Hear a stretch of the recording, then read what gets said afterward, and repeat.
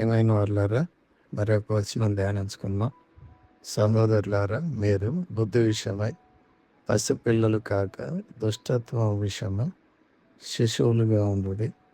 బుద్ధి విషయమై పెద్దవారులై ఉండుడి. 1 కొరింథీ 14:7. కొన్నిసార్లు ప్రముఖ బోధకులు కూడా లేఖనముల సందర్భమును సరైన విధానంలో కాకుండా తప్పుగా అర్థం చేసుకుంటాం. పౌలు క్రైస్తవులలో తప్పైన ఆచారము దేనైనా సరిదిద్దగలడు.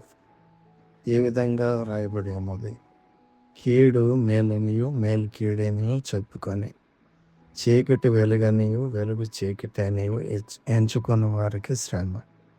చేదు తీపనియు తీపి చేదనియు ఎంచుకున్న వారికి శ్రమ. యెషయా 5:20. బెరేయ సంఘస్థులు ఆ విధంగా కాదు, కానీ వారు ఏం చేశారో చూసిన యెడల వీరు తెస్సలోనికయలో ఉన్న వారి కంటే గనులై ఉంటరు కనుక ఆసక్తితో వాక్యమును అంగీకరించి పౌలును సీలయును చెప్పిన సంగతులు అలాగున్నవో లేవో అని ప్రతిదినమును లేఖనములు పరిశోధించుచూ వచ్చారు. అపోస్తలుల కార్యములు 17:11. మనం అందులైన వారిని లేదా పాక్షికంగా అందులైన బోధకులను అనుసరించిన యెడల వారితో పాటు మనం కూడా ఒంటిలో పడిపోతాం.